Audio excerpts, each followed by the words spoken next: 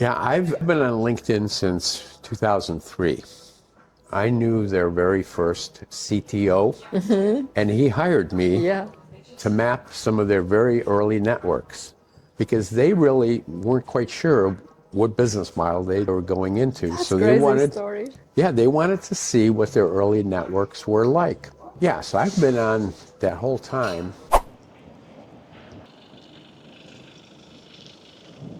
Another week has started and it is Monday morning. I have a coffee meeting with a friend of mine. He is a network scientist, Valdis Krebs. Very interesting personality, a very humble human.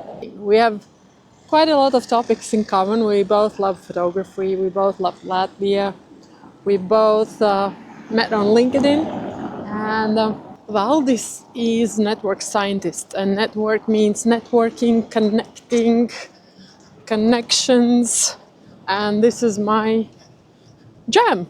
So I'm excited.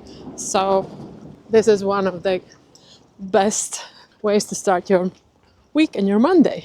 It's like, here is my friend Valdis. Ciao. Ciao. I'm going through my LinkedIn feed and I'm just scrolling through and I see a friend of mine and also a colleague from America who's a professor there, and I've known him forever. Also a network science professor. And he's writing a nice comment on someone else's post. And this person I don't know. I look who it is, and I go, I don't know this person. But since someone that I trust and know is writing this very positive comment about someone else's work, I'm saying, well, I'm going to investigate this. So I read what that guy says, and he ends up talking about resilient communities. And I'm like, well, that's something topic, yeah. That's something that I'm looking at too. And he reaches out. He says, well, if anyone else is working on this, I'd love to talk to you. So I say, He like manifested you. yeah. So I write a comment back. I say, yeah, I'm also working on this, and I have some ideas. I'd love to talk to you. And I'm also a fan of this professor. Yeah. So we're now connecting. So we have a common topic, and we have a common friend. So this is, two strangers now meeting on LinkedIn with this commonality. Is a quick way to connect. So I write this comment to this person, and he's out in California. So I go to bed, and I wake up this morning, and I see that he's responded. And he says, oh, great, I'd love to talk to you about this, and so on and so forth. And then he writes, by the way, I've been a big fan of yours since 2007. And I'm like, wow. This happens a lot because, I've been putting my stuff out there, and people have been enjoying it, but I don't know who that is. And They're as just we out know, there. they don't engage. Or maybe somebody does engage. Maybe it was 2007. Maybe it was on Twitter, and they might have followed me or written a quick message back. But how many quick messages have we gotten on Twitter that we can't remember? A lot of them. So it was interesting that we had this connection through this professor, and it would make sense that since he's connected to that professor and I'm connected, there's probably other connections we have, because communities tend to have those, your friends are also connected to each other and colleagues are connected to each other and so on. It was just an interesting thing to find somebody just on a comment by someone else and then find out we have this similarity and we have this connection from the past. It reminds me of the commenting itself. When I speak to my partners or teams, I mention that your comment is seen by 4 audiences, and it's sometimes for people something they cannot grasp how it is. I write the comment like a reply to this author, but the author community can see it, your community can see it, and the second and third degree people whom you don't know, they see your comment. Right. So it is also like important to understand where you add this comment, because you can reach lookalike audience. You can reach similar mindset people who are around this author. right. So it is about finding those bubbles or those authorities where you enjoy these topics. Me and the professor have a direct connection, and him and the professor have a direct connection. But we have a two-step connection. And what's interesting, and this is what happened, is that often it's at those two-step connections where serendipity happens. You know, where you meet somebody that is similar to you, but different enough to where they have different ideas, different approaches, maybe slightly different problems, but you have enough similarity to where you can help each other. Yeah, to match and add. So this different part is even more compelling. Connect on your similarities because you need to be able to talk to the other person. You need to have some similarities, some common understanding, common context, but then benefit from your differences. This is a good quote. Yeah. Can you repeat it like in a whole? Yeah, I have a poster that has this on there. I can send it to you. Can you repeat it for the Yeah. video? Sure. So connect on your similarities and benefit from your differences. And that's the best way to build a network. So, you know, if we're constantly connecting on those that are very similar to us, that's good for friendship or for partners because you want someone to be more similar than not. But in business and in science, you want to make those connections that aren't as similar. You want some similarity so that you have the language and the knowledge to talk to that person, but you want them to bring differences that, and you to bring differences that each other doesn't have. That's a big challenge for many professionals. For example, when it comes to LinkedIn, they have this mindset, I don't know this person, I wouldn't Right. connect with them. And those are exactly the people that you should connect with. So one of the things that I a lot of times tell my clients is when you're invited, go to those places that you don't want to go. And it's like, yeah, exactly. And people laugh at that and they think, boy, that's very stupid advice. But it's very smart advice because if you're invited to some place where all your friends are going to be or all your colleagues are going to be, you go, oh yeah, sure, I want to go there. I want to be with that group. I like that group. I want to be there. But if you're invited to some place where you're going, gee, I might not know anybody there, maybe I don't want to go. Those are exactly the places you should go because if that place wasn't appropriate for you, if it wasn't within your larger context, you would have never been invited. You would never know about this, but it's right on the periphery of your normal network, and it's on the periphery where all these differences. So how many opportunities we actually miss Exactly. And by following only what we know, right? yeah, exactly. And you know, when I was back in the corporate world, we used to go to conferences all the time. And what would happen is if we went more than 2 or 3 people from the company together, we'd always hang out together. You know, we'd go to similar sessions, we'd have coffee together, we would go out to dinner that night together, and we wouldn't meet anybody new. Sure. And we'd have a good time, we'd learn some things in the various sessions, but we wouldn't necessarily meet any. The knowledge stays within the bubble, yeah, and the connections stay within the bubble. But when you go by yourself, it's like, oh, I don't know anybody here. And if you're an introvert, it's hard to reach out and to meet people. Yeah, right, me too. Those are really the best places to go because you don't want to stand there by yourself. So you're having, you know, it's the conference coffee and you walk up to somebody or another pair of people talking and you introduce yourself and sometimes, you know, that just happens to be a really good connection because all of you are there because of your similarities. Because that conference brought similar people with similar interests together, but you're also there because of your differences, and especially those people that you don't know are probably going to have more differences than you. So again, it's this good opportunity to make serendipity and innovation at these places where different things come together that already exist. Now you speak about the in-person opportunities, but when we think about the digital space, it allows like for you to connect with many people simultaneously. And what would you say is the good mindset now for professionals if they use, I don't know, digital space? Maybe it's X or maybe it's Reddit, maybe it's LinkedIn.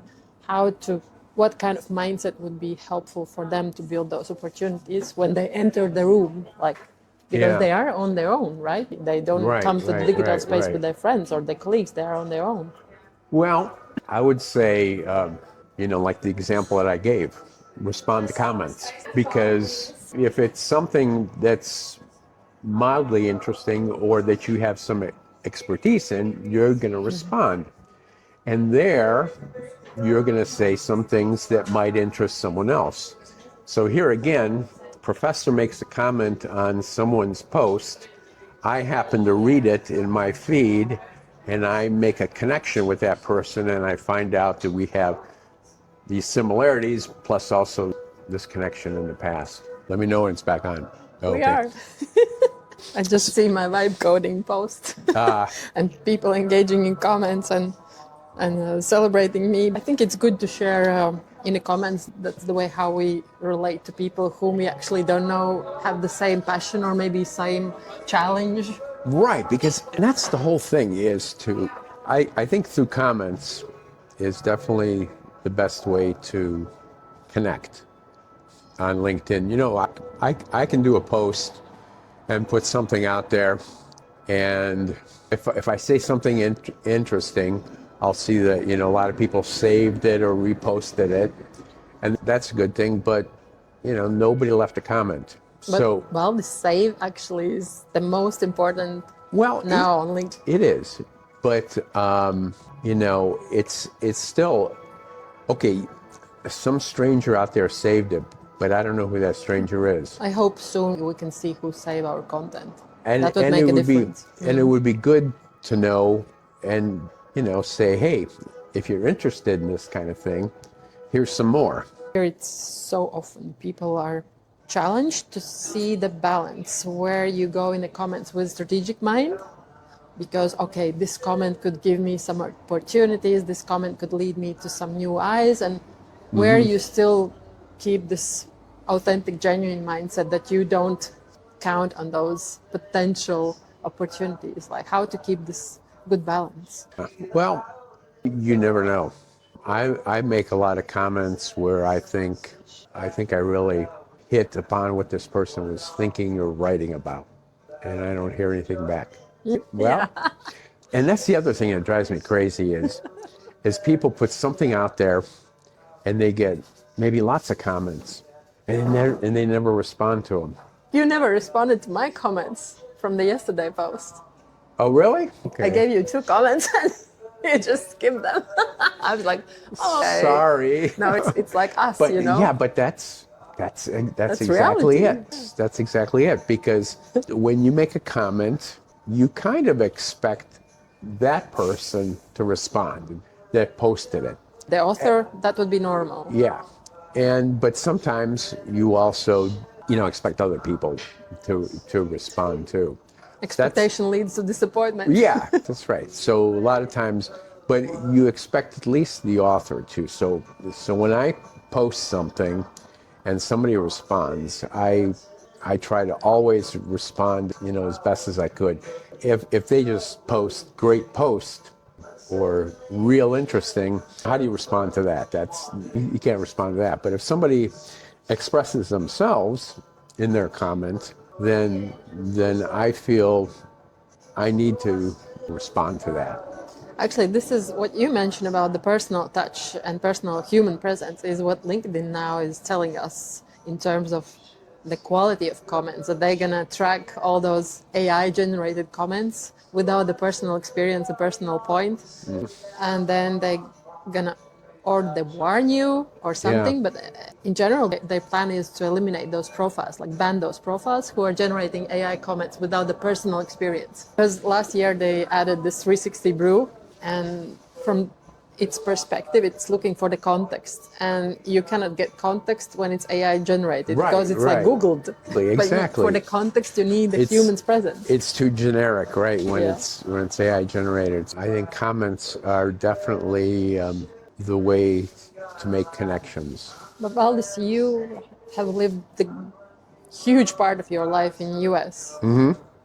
And for European mindset, and also for our Latvian mindset, this is something so different. I am not about, I'm not open to be present on public with my thoughts and emotions. Like comments is something that, this is for Americans. How would you describe what could be the good entry point to think about the comments as a really good way to build your network? I've heard the comment you just made a lot from other Latvians. I remember doing a whole seminar. Your pattern interrupt. Where did you live before you moved to Latvia now? Lived in United States. I was born in Cleveland. I went to school in Michigan and lived for quite a while, for 12 years in California. Worked out there, and that's where I started my own business, was in a garage in California. So that's the way you're supposed to start a business out there. So true. I started my business in kitchen. Yeah, well, that's okay. In Ohio, it was you start your business in your basement, It's too cold in the garage. Could be interesting exploration. Who started their business where? Right. So we're gonna see some interesting patterns. Yeah. Well, yeah, it's like Google also started in a garage, but look at the difference between them and me. Come on. That's right. I did a whole seminar on networks and building networks and network weaving and all that. And at the end they said, yeah, but we're Latvians. We don't do that. We stay within our own little cubicles and we don't do those kind of things. And it's like, well, and I remember when I worked here, before moving here, 10, 15 years ago, I worked with one of the other universities. Once we start talking to each other, it's a whole different thing. One of my partners, Richie Petauer, he's an expert in the DACH region. He took all the LinkedIn data, which is available, and he put it together in one neat post with infographic, and it showed that only 5% of European members, LinkedIn members, are commenting. Yeah. It's not only about Latvians. Well, okay, yeah. That's the data. It could be. Well, I'll tell you an interesting story and about us moving here to Latvia. Yeah. And the way that my wife and I meet other Latvians is through our dog. I mean, we have a seen our dog. Yeah, you can Very share. cute little dog. And, Little. well, he's medium size, very friendly, and he's just a sweet dog.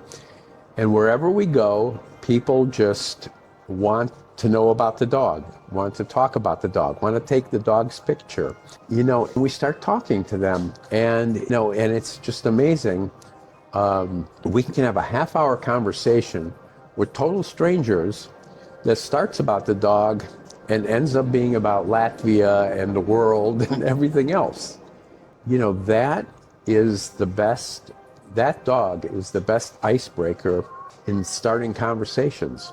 You remind me of my LinkedIn friend, Yevgeny Karam. He's originally from Ukraine. He lives in Canada, and he's in cybersecurity. Okay. And when he promotes some conference or some event, he quite often uses the cat of his sister, holds the cat, and he speaks about the topic. So it is the way how he engaged the audience. Yeah, it shows that here's somebody who's a professional, but they're also an animal lover. And that's the way how to connect with people. Yeah, because people who also have animals. Wait. There you go. You see? Yeah. It was meant to be. So, this looks a little bit like our little doggy. He's got gray and black and white. The stereotype of Northern Europeans is that they're very aloof. They're What is aloof? is they stay to themselves. They don't want to talk to strangers. They're not friendly. And with the dog, That's not true. I mean, we do meet people that don't want to talk about the dog. You know, they're sitting right next to us on the tram, and Just don't care. they don't care. But Or maybe they think that it's not their business. Maybe they care, well, right? but I'll tell you, we sit down on the tram, and people all around us will look at the dog and smile. And that's the sign that it's okay to talk to them. Yeah. They're the ones that smiled first. You know, we're just sitting there with the dog, and the dog might be halfway in my lap or something. And then you know. it's your decision if you jump in a conversation, right? Right. And then they have children along with them. Yeah. And the kids are like looking at the dog and like, you know, they want to pet the dog, but they know, no, you know, I better not because I don't have permission to do that. Still gonna put the dog here. Yeah, that's right. Yeah, leave them there. So people, when they smile, it's, you know, the dog has brought some happiness. They're open to talk. So what can we learn in terms of, digital space? How can we bring this dog thing, How can we up bring the front dog so online? people really Yeah. feel like, engaging, connecting, asking us questions? Or Well, also, I know when I'm on Zoom calls, people will have their cat or dog Yeah. jump in their lap or do something. that's Everybody's good real happy. icebreaker. That's icebreaker. Yeah, everybody's real happy. You know, no one's like, get rid of that cat. You know, we got business to talk here. You know, no one's like that. I think COVID actually taught us to be humans Right. Well, that's right. along the way. That's right, because now everybody was working from home, and they had their animals at home, or their little kids at home. Yeah. You know, sometimes you're having a business conversation, you have a 3-year-old at home, he or she jumps in your lap and just wants to see what mom or dad are doing. You know, and that's cool. Everyone else now sees a human, not just a colleague, on the other end. Yeah, I guess, and this is when it comes to building your network, it is about bringing that human side up front. And the comment is one of the easiest ways because you respond to something that you love or you feel drawn to. It's your topic. Mm-hmm. You can relate, and then it's much easier for you to put out your genuine human side. Right. Through your comment, you are recognizing that similarity. Mm-hmm. And you realize that, the differences are there, but you're not focusing on them. Yeah. That's one thing about, things. You find those similarities. You focus on what you relate, not Right. what's different from you. Right. Because what's different is what's going to help you two when you get together to do something interesting. Mm-hmm. Maybe. Every time you connect with somebody on your similarities doesn't mean that your differences are going to invent the iPhone, but, they might What come a up probability. with. But at one point, it wasn't the iPhone that was invented, it was the iPod, which led to the iPhone. But it was differences coming together over similarities. Well, we have so many similarities. I wonder what our differences will bring for us. What we're gonna do about them. Well, yeah. Well, I think the differences are you grew up in Latvia, I grew up in America. You're a woman, I'm a man. You're younger, I'm older. So there's, differences that way. Come from a technical academic background. You come more from a entrepreneurial rebel background. Yeah, those are all differences that could end up being an interesting combination. But still, if I now reflect on how I feel about you and me, I see that I focus only on those things that I can relate, that feel interesting for me because you are interested in those as well. And it's much easier, to be curious about those parts of your life or your personality, which is like different to me. Mm-hmm. But those entry points make it much easier. Yeah, and that's exactly right. And those entry points have to be easier or things will never happen. I think it's a good way for people to come to this digital space and look for those entry points which relate to them. Right. And this is the way how they can enlarge their network and enter new, I don't know, if they have to enter new markets or enter a new company or Right. start a new business. Right. Well, it's like a Venn diagram. You know what a Venn diagram is? You will tell us. It's those circles that intersect. Yeah, Right there in the middle are your similarities, Right. but then the edges here, Yeah. those are your differences. So, when you come together, what overlaps. what Right, yeah. exactly, what overlaps, what intersects. So look for those overlaps. And sometimes you come together with overlaps and intersections and nothing happens for a while. Yeah.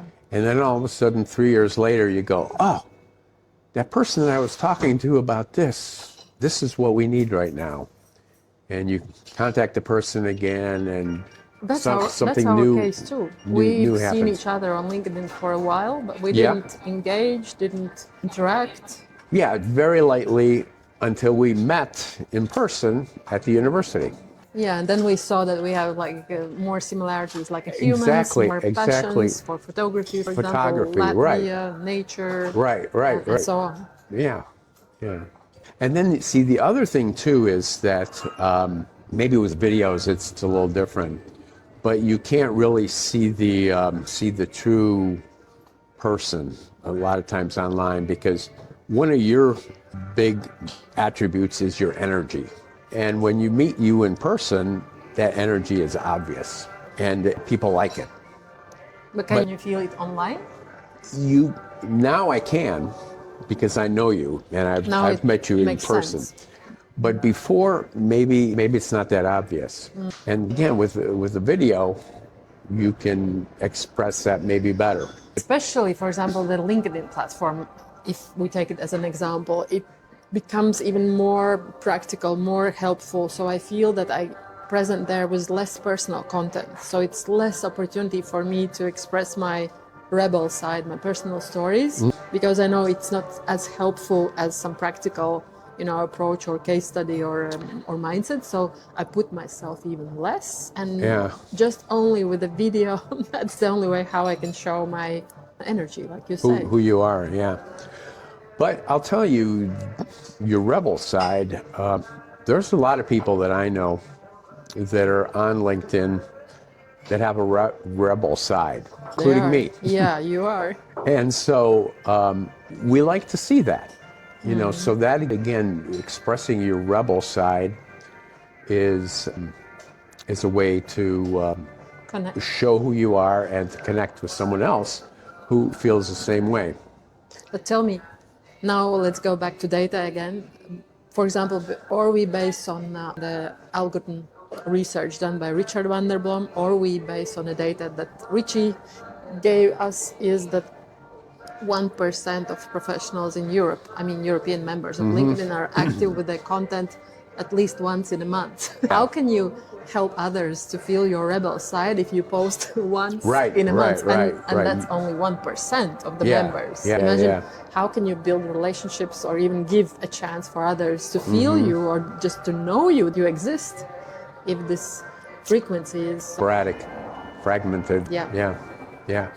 Well, that's right. And like LinkedIn even tells us, they say, if you comment, 3 times a week and post once a week, and they said you exceeded basic requirements by posting, once and commenting 14 times. okay. Maybe in your analytics side. Take a screenshot and send it to you, so you see. I'm sure you will.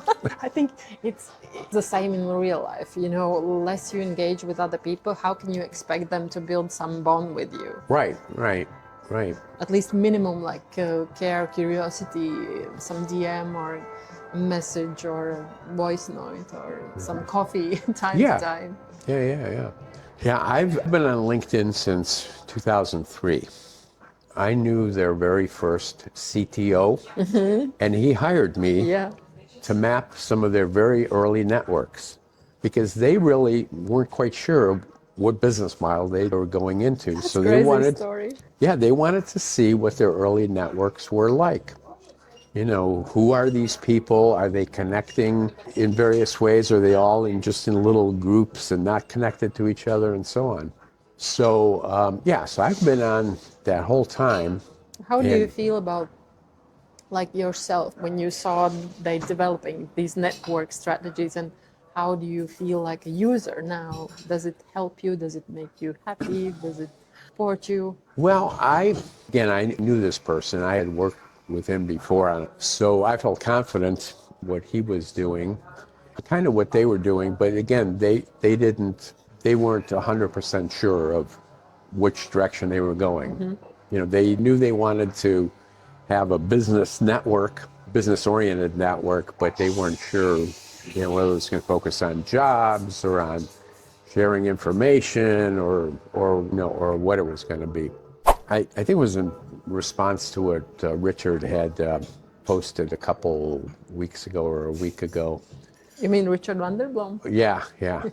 He had posted something about how the important thing is to, be yourself, share what you know, and so on. And what other people had written down was like, yeah, LinkedIn used to be so good, and and I used to, just hear from all my friends, and now I hear from strangers, and I was thinking, well, yeah, total strangers that have nothing to do with what you're doing, that's not a good thing. But people just a little different than you, but still similar to you, you want to be exposed to them and them exposed to you. Because that's where that similarities and differences comes together.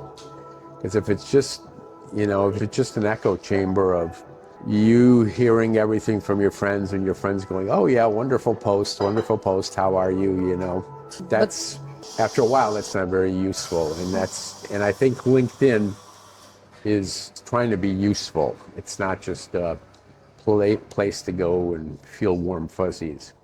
It was different with the COVID.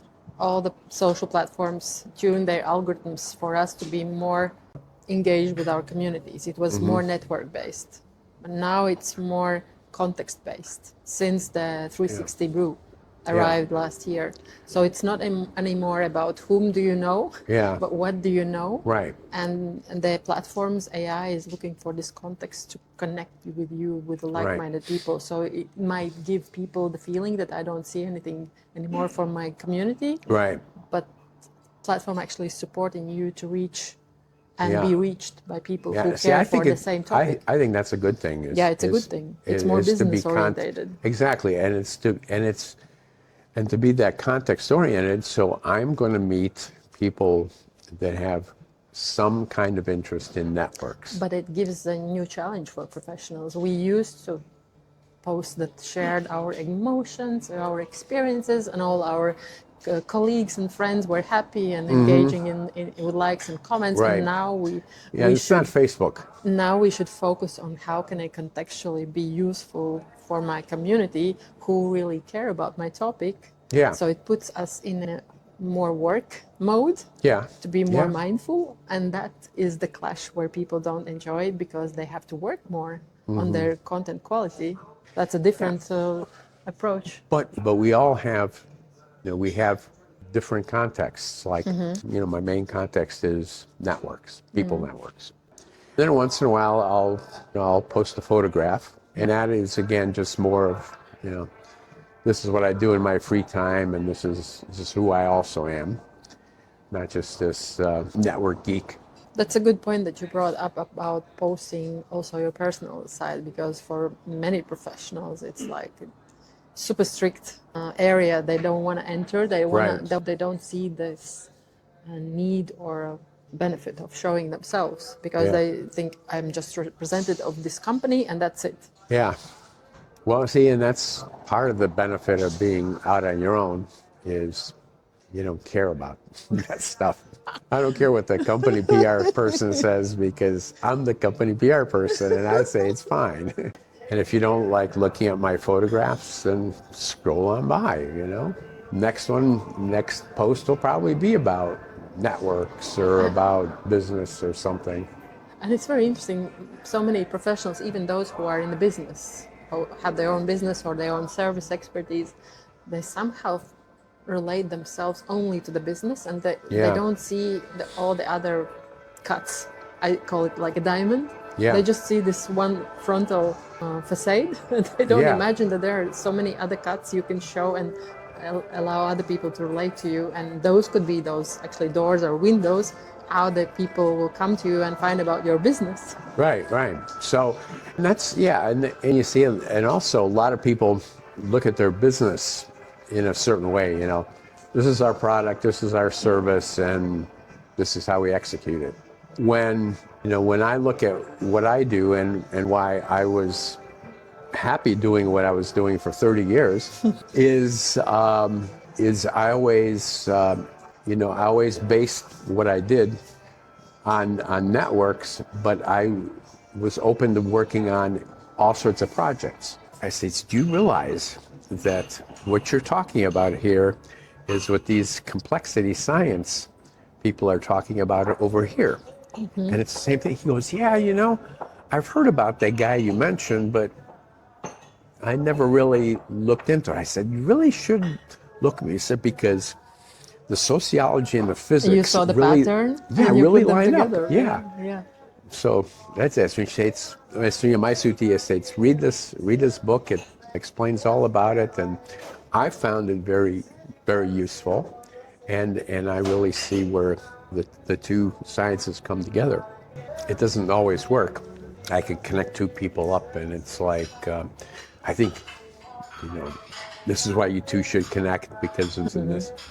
And sometimes it works, and Sometimes and you come sometimes too it fast doesn't. before they have Yeah. made the decision that they need Yeah, it. that they need it, or And they see the maybe, benefit. I didn't understand their true needs or some. But I always feel that no introduction is ever wasted. I was starting to date one guy, and it was early summer, and he said, "I have a party. What? He has a party. Oh. Come to my place." Okay. And he lives at the seaside in Pavlost. So I take my board, I call my mom, take my kids, I jump on a bus, and I drive to the guy.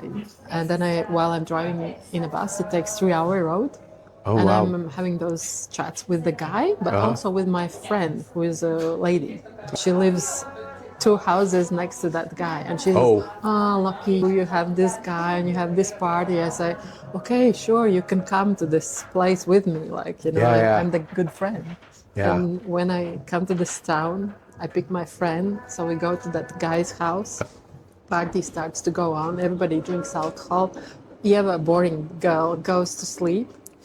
And then during the night, I go to the ladies' room and I see my friend and the guy. They already sit together. Yeah. And you know what? They got married and they have kids. One of my colleagues was a young woman, early 30s, and she was telling me a story of how she met her husband.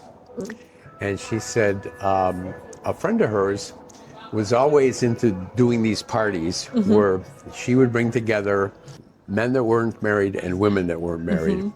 And she always thought that, well, A and B will connect and C and D will connect and so on. And that her friend had brought her together and had sat her and this other guy across the table from each other because she thought that those would be the right couple. Well, it ended up that her and the guy sitting over here, they ended up getting married, having children, and they're still married and all that. See, but there again, it's that whole thing about similarities, because you wouldn't have known your friend had there not been that similarities, and he wouldn't have invited you had there not been that similarities between you and him. There were similarities with each other. So it's natural that he and your friend would also find similarities. I'm not surprised at that story at all, and I'm actually surprised it doesn't happen more often. And what I did, I took my surfboard and left the town as early as possible. So I just run away from that house. Yeah, it's shocking when it happens. Yeah, at that moment it was shocking. Now it's really funny. I always go to the seaside and meet them, or we follow each other on social media. It's a fun story to remember. But now when you speak about those similarities, it's very interesting how people lead to each other. And it's maybe not meant to us, but it's meant for those whom we connect. Exactly. And that's why, again, you should go to all those places you don't want to go. That's a good conclusion. Yeah, I mean, yeah, because there will be people there that you might find a unique connection with. Now you speak to my manifestations for this summer, getting out of my comfort, getting into new communities, doing new things, Yeah. exploring new people. I think I told you the story about the client of mine that sat next to the person that she was supposed to meet at this conference, but she didn't want to sit there. So a client of mine is NVO in America, farming oriented. I know the farming story. Or Yeah. it's not the farming story. Well, I think She it could, developed this whole system for the community. yeah. Yeah, but I didn't know that the Right. story started from the stable situation. Yeah, so she did that, and so now they had developed it enough to where they needed to build a licensed kitchen facility. You told me that. Yeah. And so she went to this conference, and she was hoping to meet the right person there. And the conference was almost over, and she hadn't met the right person there. And so so it was almost time for the conference lunch, the final conference lunch, and she got a phone call. She was on the call and took a while. So she went to the lunch. She was late. And she went into the room, and there was just one chair left. She was like one of the original hippies. So she's got long hair. And at this time, she was probably in her 50s, but still wearing her long hair. And she would wear very flowery, just kind of very feminine clothes, but not businesslike at all. And the seat that was open was next to a woman that had her handbag, designer, suit. She had $10,000 worth of clothes on, and June had $50 worth of clothes on. And so June's like, well, I guess I have to sit down here. But June is very talkative, also a lot like you, very energetic.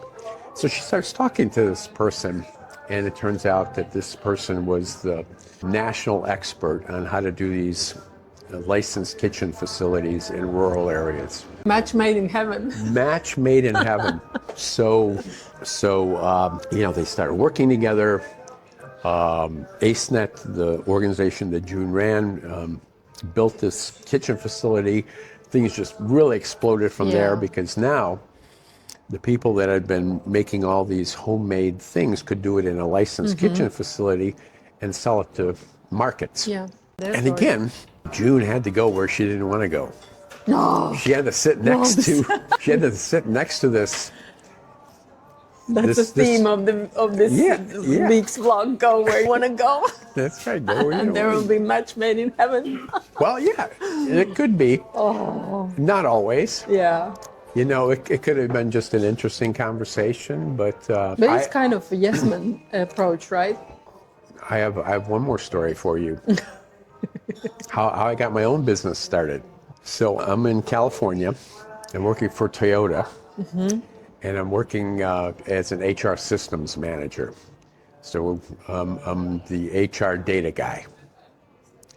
And so we're putting in this brand new HR system, and I'm just real busy. And for some crazy reason, I had decided to take 2 classes at UCLA, at the university there. And one was in organizations, the other one was in AI. Because I was interested in learning about AI. And so now the project's going on. I'm getting busier and busier. And classes are going on. And as a final assignment for both classes, I have to write a paper for both classes. And I'm thinking, oh, this is crazy. I'm so busy at work. I got family at home. I got to write these stupid papers.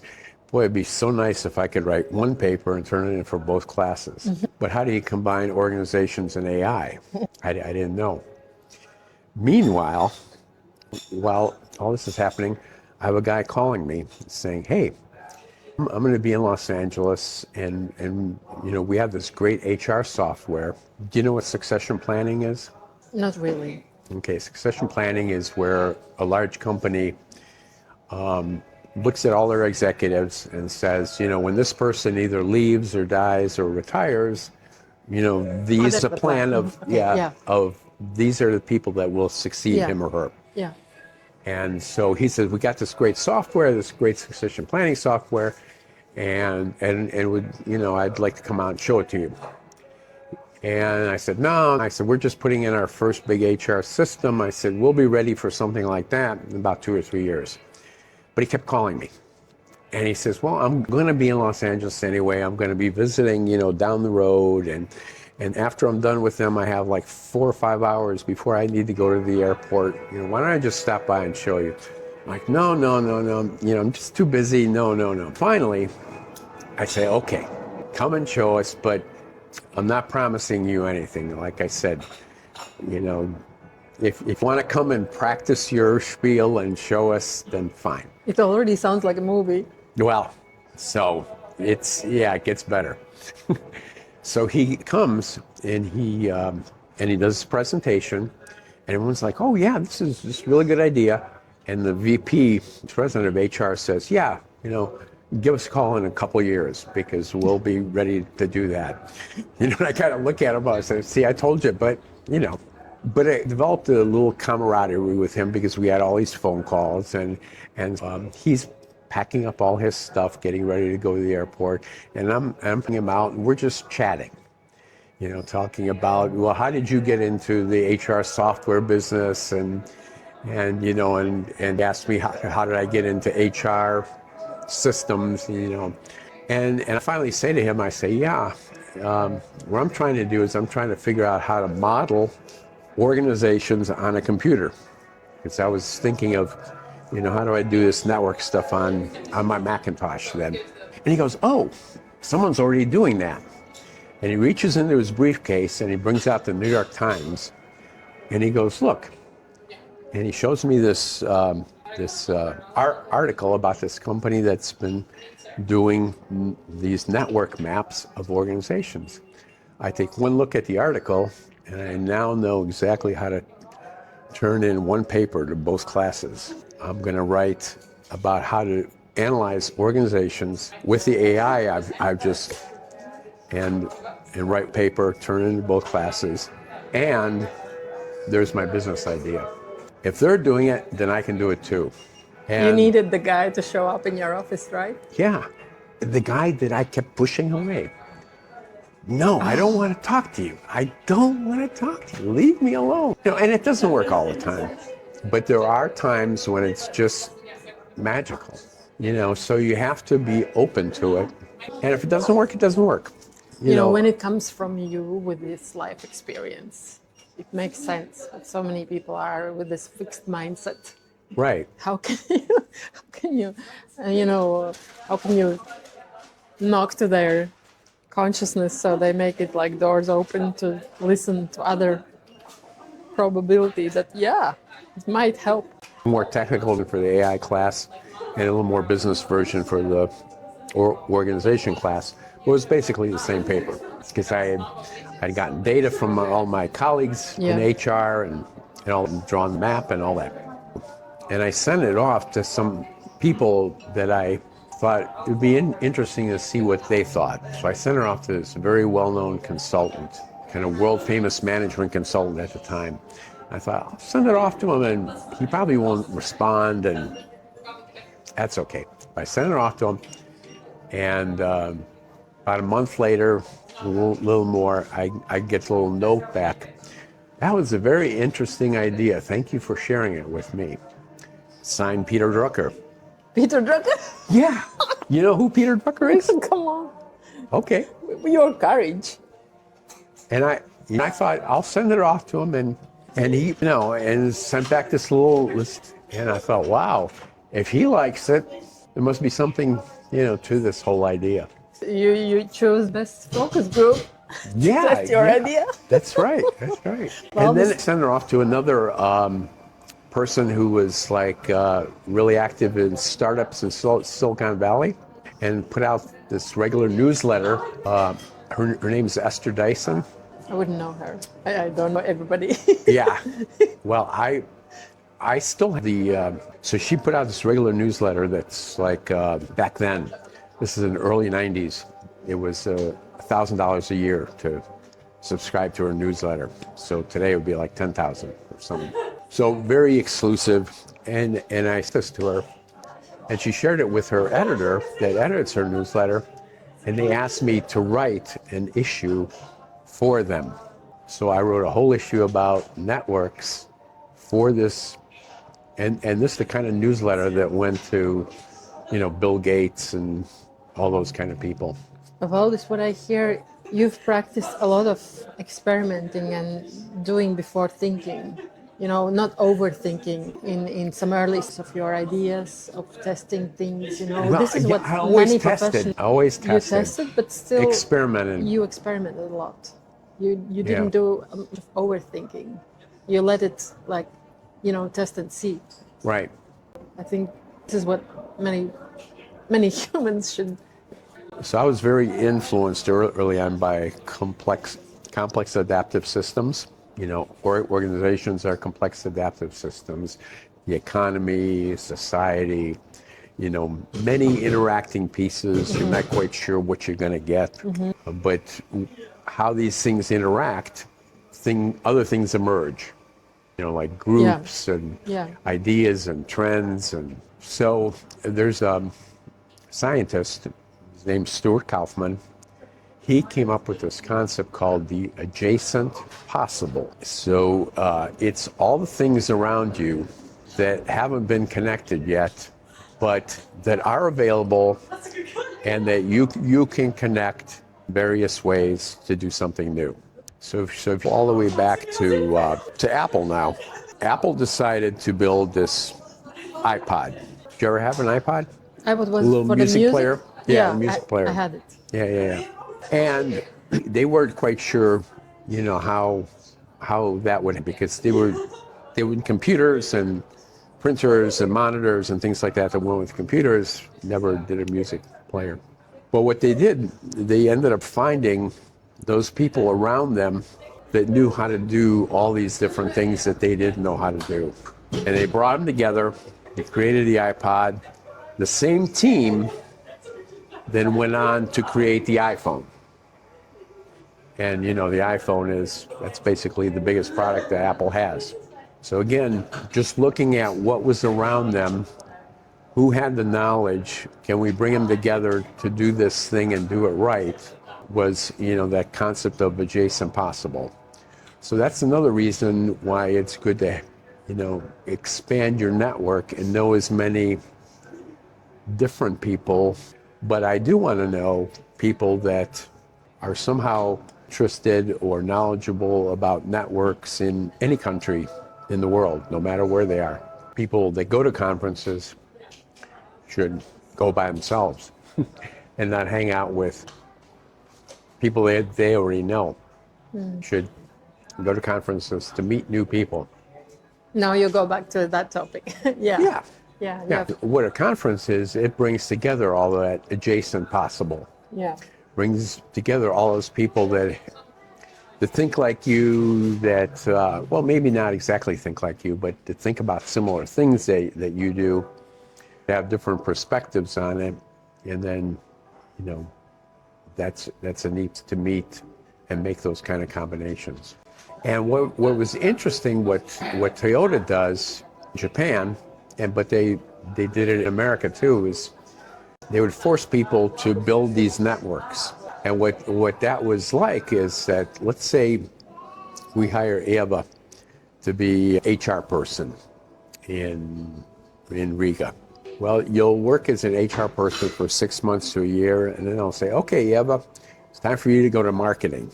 And then you'll work in marketing for 6 months to a year, and it's like, okay, it's time for you to go to engineering.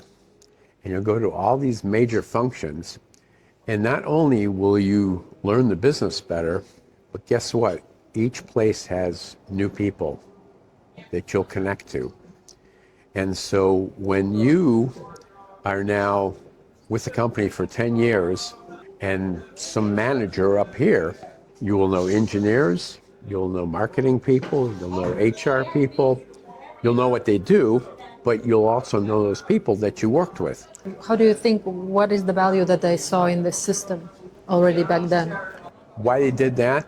Because in Japan, unlike America at that time, once people joined a company, they tended to stay. And it wasn't like in America, you join a company, you're there 3 to 5 years, go on to the next place. But Germans probably say, okay, you're an engineer, you're going to stay an engineer. Yeah, true. That's fair. You got to be Fair a call. very good engineer. Yeah. But Japanese say no, to be a better engineer, and you know, you might end up back in HR. You might Yeah. be now a VP of HR, but you came up with people your age and your qualifications in all these different functions, so you now have peers all over the company, peers that you know. And so when you need to get something done, or when you need to find out, let's say you want to do a new HR program, you might want to call your engineering friend and your marketing friend and your sales friend and your... So it was actually built for the business results. Exactly. And they're building a diverse network that people can access their whole career. Did you realize that already instantly when you started working for this company, or it came No. to you later? No, I thought Toyota for me was escape from the snow in Ohio, work for a company whose car we really liked. We already owned a Toyota, and a free ticket to California. You selfish guy. Yeah. But it turns out it gave you a good lesson. Oh yeah. And it was in Toyota where I met this guy who gave me the New York Times article. All the puzzle pieces came together. Yeah, but puzzle pieces came together, but they really didn't get realized until I left Toyota and went to my next job. That's where I actually got to try to put that into Use. and people liked it there, and that's when I was convinced that this is going to be my business. And when I got there, again, I was doing an HR systems project, but when that was over, I was given TQM role to look at the various business processes. And what we found was that business mapping them out and trying to understand them works good at the bottom levels of the organization. So for clerks and for people that process paperwork and things like that, they have to follow certain steps. But once you start going up in the organization with supervisors and managers, all of a sudden that's real hard to do because... A lot of gut feeling, a lot of improvisation, a lot of momentum. Exactly, and different things. You know, today you have to solve this problem, tomorrow you have to solve some other problem, and we can't map all those problems out. Today's situation is not going to be like tomorrow's situation and the next day, so it's impossible to map these But things it's out. kind of not scalable, right? It's not. And so we realized that the bottom of the organization, TQM is perfect. You get to a certain level, all the way to the top, you just can't do it. Because things don't repeat. You know, kind of how you do things repeat, but the things themselves don't repeat. Or if they do repeat, it's not the same way that it was last week. Yeah. So that's where, again, I started thinking about networks, because even though things don't repeat, I know that if I ask you about X or Y or Z, that you'll be able to tell me. Yeah. Because I know you, and we've worked together, and I trust your judgment on X, Y, and Z. But if I want to know about A, B, and C, then I turn around and ask someone else.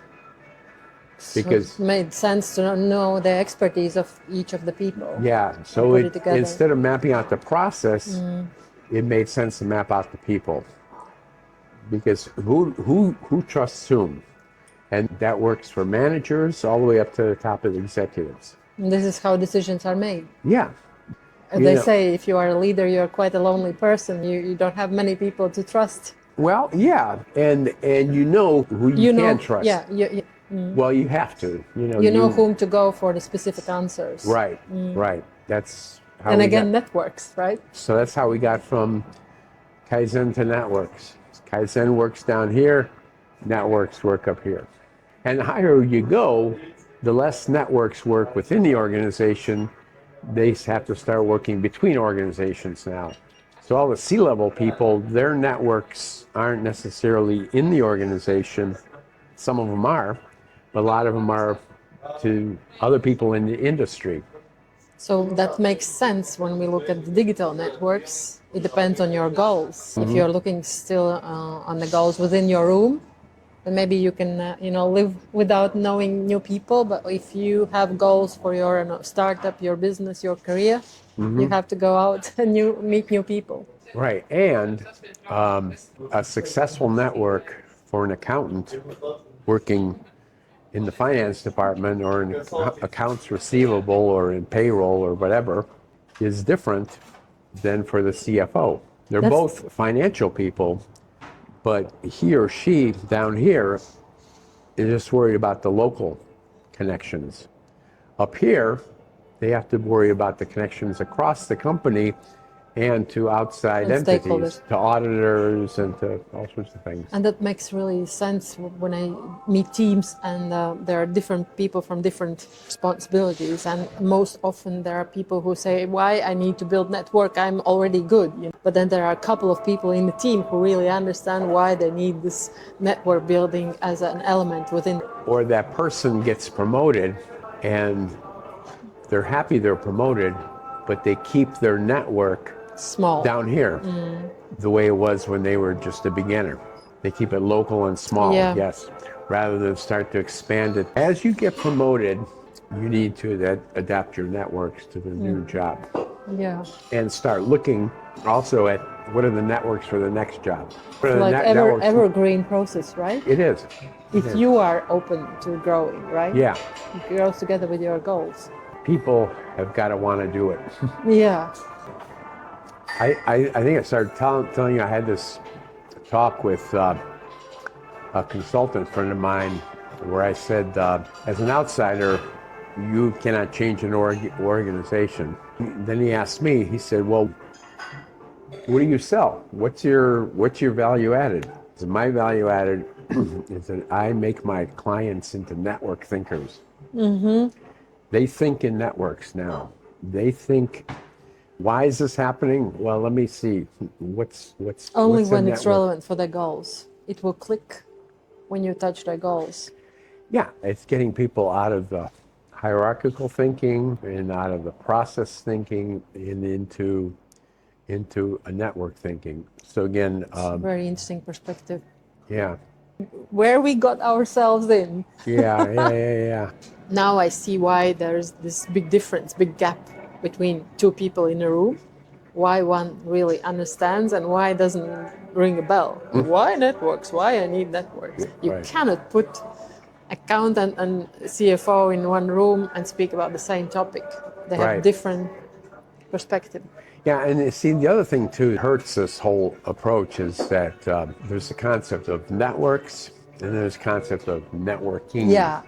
And networking has got this bad, it's kind of a sleazy thing. Well, you just do it, to take advantage of people, or you do it. Yeah, then they feel the comments are bad. Yeah, you just do it to gain power, and it's like, well, some of that is true, but it's what you're really doing is you're trying to be productive for yourself and for your team, for your organization, and so you're not that interested in networking, which is kind of a quick and easy and dirty way of connecting.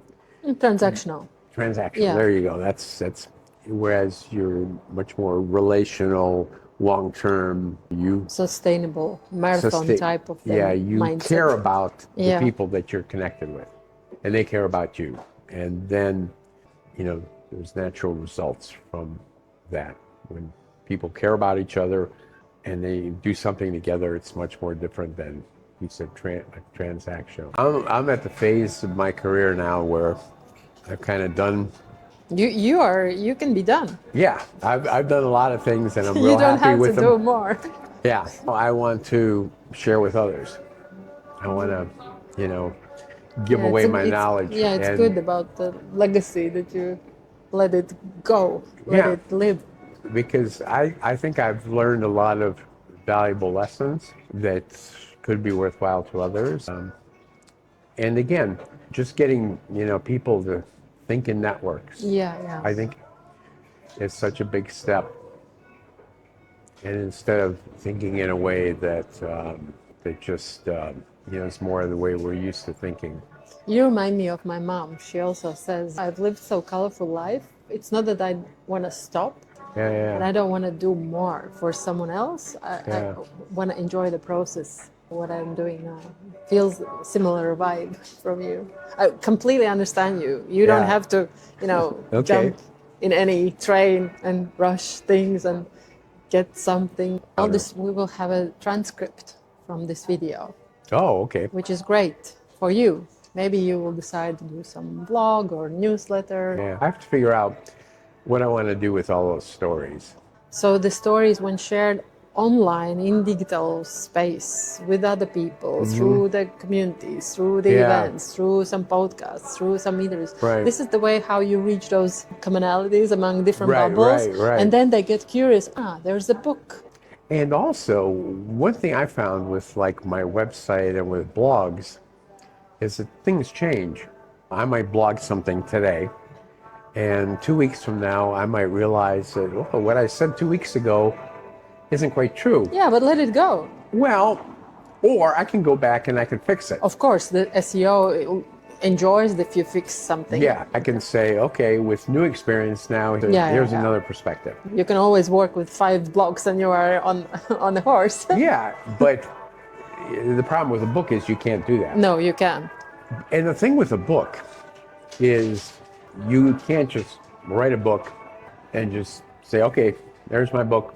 This is where social media helps you. Well, this is and where that's- community helps you. This is Yeah. where those podcasts, those Yeah. snippets, those newsletters. Do I want a book that comes out and gets published and people buy it and that's it? A book is maybe an old-fashioned concept now. No, I don't think so. It's the same like why many professionals don't post anything on social media because they think, everybody already posted it. Why should I go and just Yeah. add one more the same post? Yeah. But it's all about your perspective, and book is the perspective maybe on the same concept. You add your perspective, which makes a difference for people when they read it. You help make the difference, how they see this topic from new angle. How do you get most of your books now? Do you get it in Kindle or a real book? I read real book. I go to the library. Oh, That's okay. one thing. It gives me urgency to really take time and read the book. I listen podcasts. I listen audiobooks. I have some problem reading digital. I don't enjoy it. I love hearing, or mostly I love the way how books come to me is also when I listen podcasts. Then I get the vibe of the person, and then I get curious on the book they've written. Okay. Podcast interviews with leaders. When I trust their mindset, then I get curious about the books they've written. Okay. I used to get all my books on Kindle, but I've started getting more and more books back to real books. But I don't love possessing things. I don't love collecting dust. And I believe it's good to have those books which have helped to shape you in a way. Yeah. But you cannot carry all the things from your past to the future. Yeah. And then the life teaches us to be quite agile. That's I what don't we had want to to do. grow with things. Yeah. That stresses me out like crazy. Well, see, that's what happened with us when we moved here. We had all this stuff, Yeah. and we couldn't take it all with us. Yeah. And so You learn to let it go. Yeah.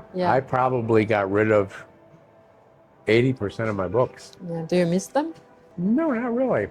Because, a lot of the information's online. And if I need a book that I had in hard copy, I can always buy it as a Kindle or an Apple book. Maybe why social media or this video content helps me as well, how I am consuming, is that I need this idea, inspiration now. I can take it now. But Yeah. I cannot guarantee that my book will be relevant for the generations after You're me. right. And probably I will be already a different person. I will Yeah. share different concepts for the Yeah, next yeah, yeah, generation. yeah. So the book is stuck in a way, and which is again wrong. We read a lot of books from the past which have this longevity, but still we also read a lot of new books coming up. So it's kind of interesting. My son, Martin, Yeah. he says he does not have time to read, but he listens to a lot of audiobooks. Yeah, the same like me. The book thing will come to you, but I think you don't limit it yourself. Allow it to be more fluid. Allow it to I live, am. to start its life even before it's packed in a hardcover. So the first thing I have to do is I have to write down the stories. But it's interesting though, I find when I write, It's the best way, yeah, for you. yeah, I think better. The other thing that keeps me to writing, The brain. it wants me to avoid AI. And also, when you write, you practice your brain for not getting useless. Right, right. I think we should go Okay. out of You're battery. out? No, it's 2:00. It was like being on a different planet with you because Really? this topic sparks curiosity and passion for both of us. Well, Valdis, it was very enjoyable. Thank you, too. You have met many of those Eva people in your life. For me, I think it's even greater privilege to meet you with this experience you have and sharing the same passion, but we are still in different experience stages, life stages, and backgrounds, and to connect on this human level so Right. easily, Right, and right. being able to share and talk and discuss and brainstorm, it's really interesting to have those people in your.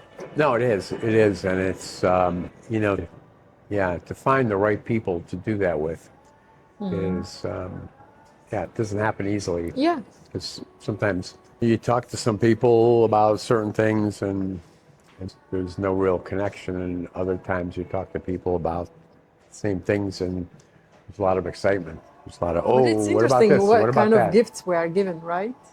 How we discover those gifts, how we discover that passion. Me, as an introverted type, I wouldn't know that I would feel so passionate about allowing other people to be curious about learning other people, finding them, connecting with them, building trust. I wouldn't ever imagine that this will be my topic and this will be my expertise and I'm going to be paid for it, I'm going to be invited for it. See, yeah, you Yeah, say It's so interesting. you say you're an introvert, and I don't see you like that at all. You are Okay. already human whom I know, whom I trust. Yeah, yeah. I've already built the rapport with So you. it's a little different. Yeah, it's different. Yeah, but I'm an introvert Yeah. too. Boy, in high school I was very introverted. To get up and talk in front of the class, I couldn't. Introvert appears in being more in nature, being more in solitude, not spending time on responding to everybody, preserving my energy. That's the introvert right. thing. It's okay to be with yourself. It's maybe more the spectrum of shyness, not to be the loudest person. If there's people I don't know, I wouldn't go and approach them. That's why networking for me is very harmful. You don't have to be an extrovert to be a good network builder. Yeah, that's for sure. In fact, I would say the better network builders are all introverts. Yeah. Because they do it for a different reason. You have intention. Yeah. You know why you're doing. You have the precautions. You don't want to harm anybody. You have those all kind of elements. Yeah. That you do it with a sustainable approach. Right, and they don't overconnect because they're an introvert. An extrovert, wants to be friends with everybody and have everybody know who they are and so on. But an introvert. Well, I'm so excited about our recording. I don't know. I hope it will work out. Okay. But I mean, what we discovered. The Monday conversation with Valdis was a very powerful one. It reveals a lot. So I'm glad that I have had a chance to put a little snippet in our weekly vlog, but also see the whole episode on YouTube.